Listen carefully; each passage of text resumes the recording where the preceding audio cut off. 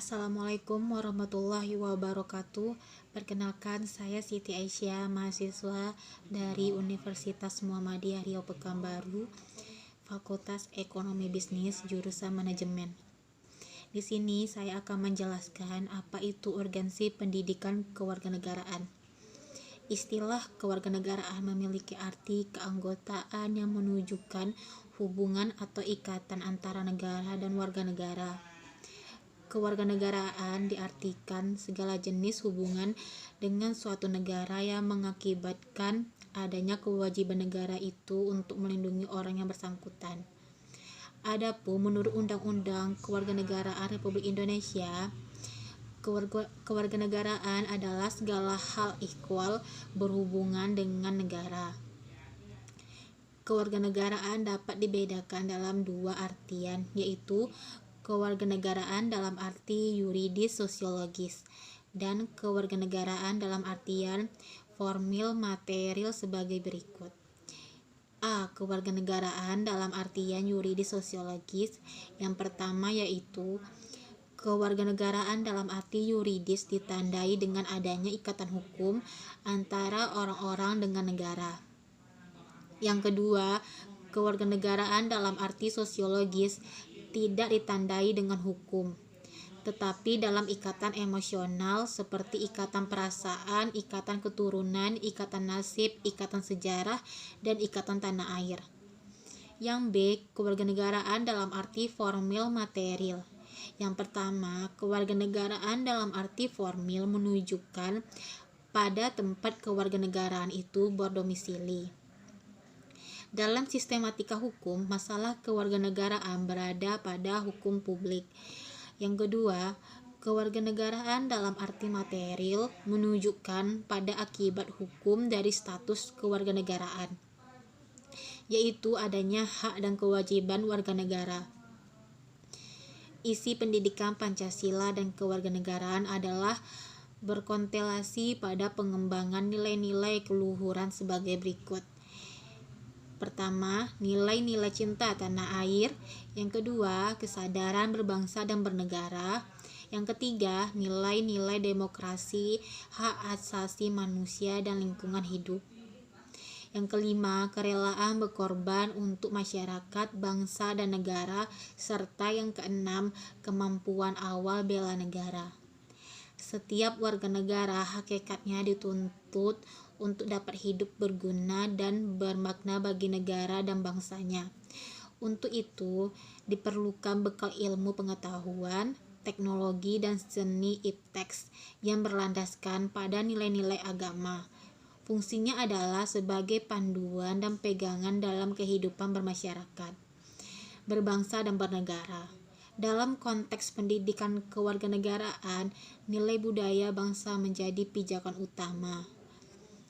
Karena tujuan pembelajaran ialah untuk menumbuhkan wawasan dan kesadaran bernegara, juga sikap dan perilaku cinta tanah air yang bersendikan budaya bangsa.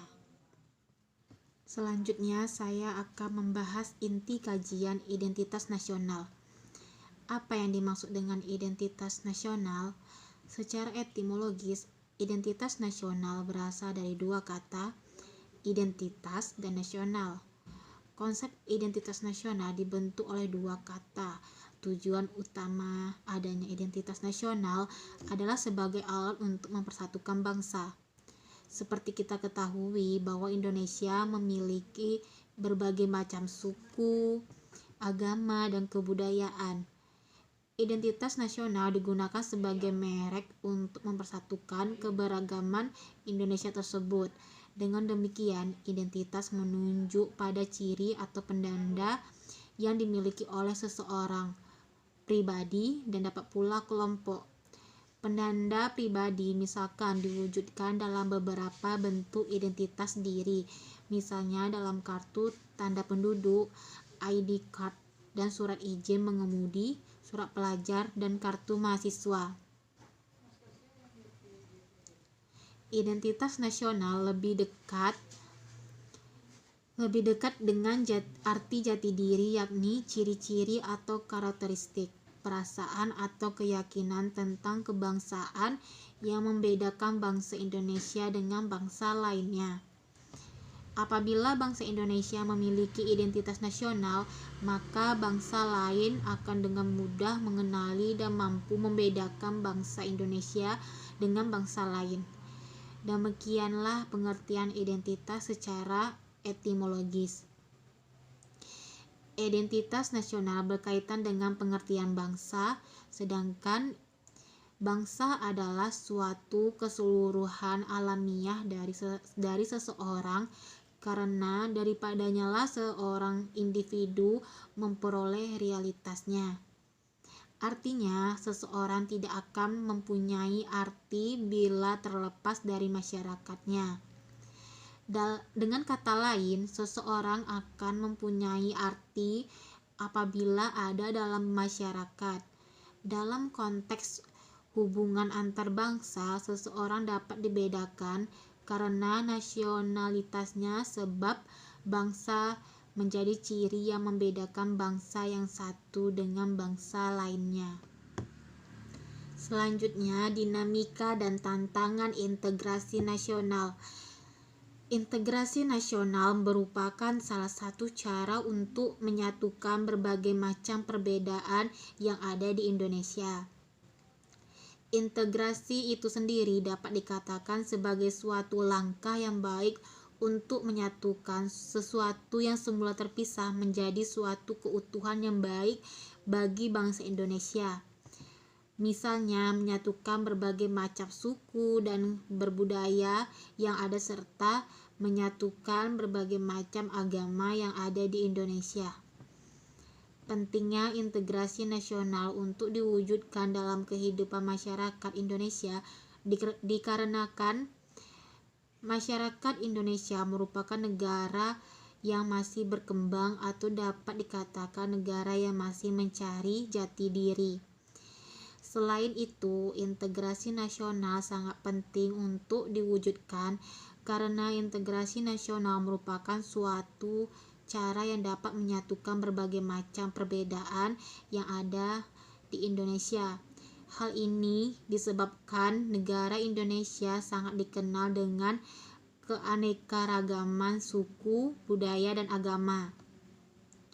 Oleh sebab itu, adanya pengaruh globalisasi yang masuk ke Indonesia membuat masyarakat Indonesia lebih memilih untuk suatu yang tren, walaupun hal tersebut membuat upaya integrasi tidak terwujud. Masyarakat Indonesia belum sadar akan pengaruh globalisasi yang ternyata tidak baik bagi masyarakat Indonesia.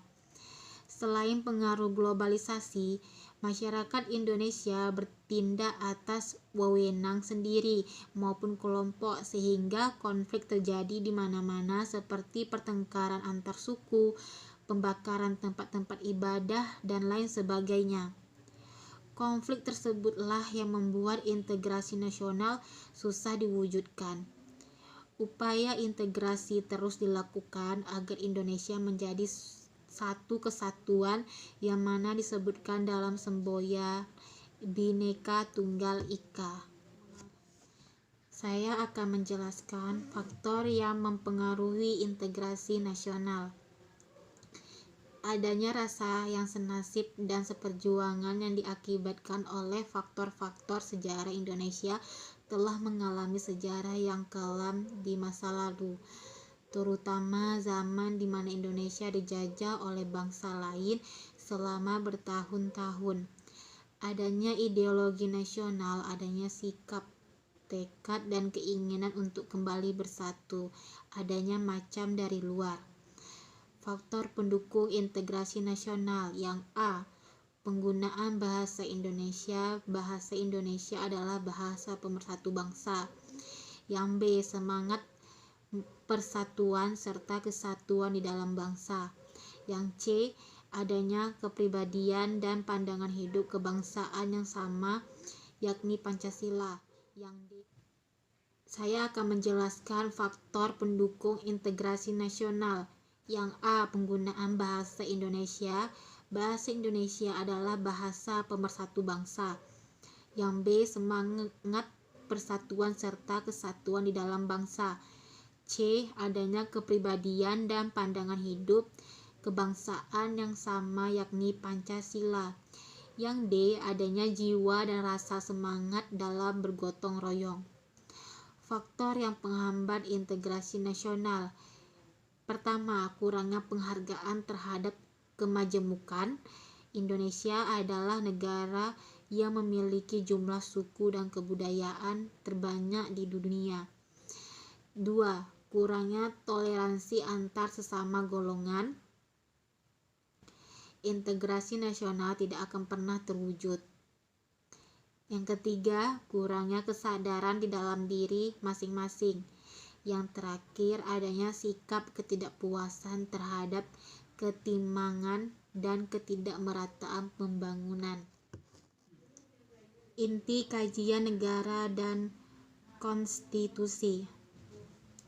Negara merupakan suatu organisasi di antara sekelompok atau beberapa kelompok manusia yang secara bersama-sama mendiami suatu wilayah tertentu dengan mengakui adanya suatu pemerintahan yang mengurus tata tertib dan keselamatan sekelompok atau beberapa kelompok manusia yang ada di wilayahnya.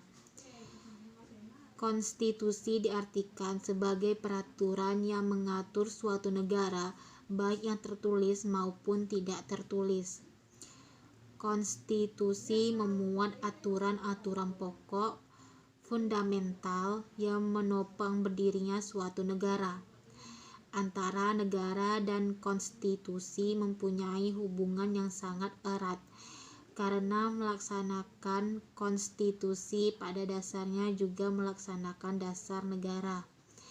Pancasila sebagai alat yang digunakan untuk mengesahkan suatu kekuasaan dan mengakibatkan Pancasila cenderung menjadi ideologi tertutup. Sehingga Pancasila bukan sebagai konstitusi melainkan Undang-Undang 1945 yang menjadi konstitusi di Indonesia. Hubungan antara negara dan warga negara. Warga negara dalam pengertian Undang-Undang Dasar 1945 Pasal 26 Ayat 1 adalah orang-orang bangsa Indonesia asli dan orang-orang bangsa lain yang disahkan dengan undang-undang sebagai warga negara. Undang-Undang Republik Indonesia Nomor 12 Tahun 2006 tentang Kewarganegaraan Republik Indonesia. Warga negara adalah warga suatu negara yang ditetapkan berdasarkan peraturan perundang-undangan. Pokok materi yang diatur dalam Undang-Undang Kewarganegaraan tahun 2006 ini meliputi siapa yang menjadi warga negara, syarat dan tata cara memperoleh kewarganegaraan Republik Indonesia, kehilangan kewarganegaraan Indonesia, syarat-syarat dan tata cara memperoleh kembali kewarganegaraan Republik Indonesia, dan ketentuan pidana. Hak dan kewajiban warga negara. Persoalan yang paling mendasar hubungan antara negara dan warga negara adalah masalah hak dan kewajiban. Demikian pula warga negara sama-sama memiliki hak dan kewajiban masing-masing. Sesungguhnya dua hal ini saling terkait, karena berbicara hak negara itu berarti berbicara tentang kewajiban warga negara. Demikian pula sebaliknya, berbicara kewajiban negara adalah berbicara tentang hak warga negara.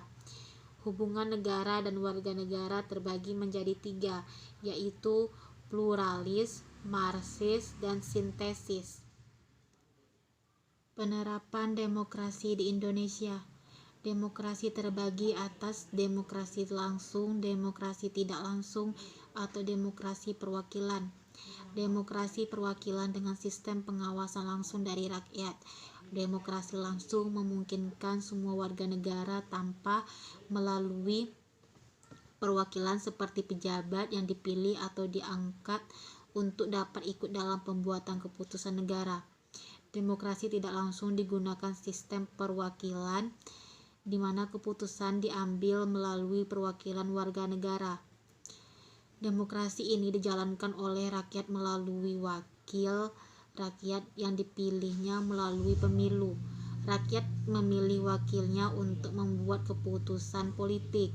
Aspirasi rakyat disalurkan melalui wakil-wakil rakyat yang duduk di lembaga perwakilan rakyat.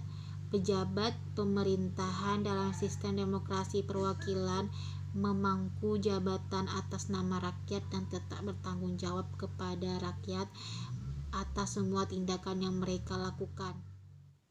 Makna Indonesia sebagai negara hukum dan penegak HAM.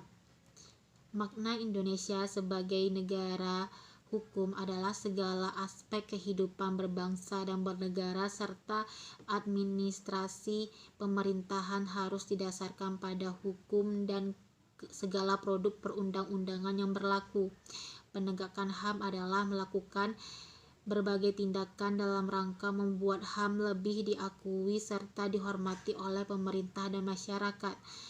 Penegakan HAM dilakukan karena pada dasarnya HAM adalah ukuran tertinggi bagi keberhasilan pembangunan suatu negara. Harapan untuk generasi muda ke depannya. Dengan pendidikan kewarganegaraan ini, para generasi muda diharapkan memiliki kesadaran penuh akan demokrasi dan HAM. Dengan bekal keadaan ini, mereka akan memberikan kontribusi yang berarti dalam mengatasi berbagai masalah yang dihadapi bangsa, seperti konflik dan kekerasan yang terjadi dalam masyarakat Indonesia dengan cara-cara yang damai dan cerdas. Sekian materi yang telah saya sampaikan, semoga bermanfaat bagi pendengarnya. Dan mohon maaf apabila ada salah kata yang telah saya ucapkan. Assalamualaikum warahmatullahi wabarakatuh.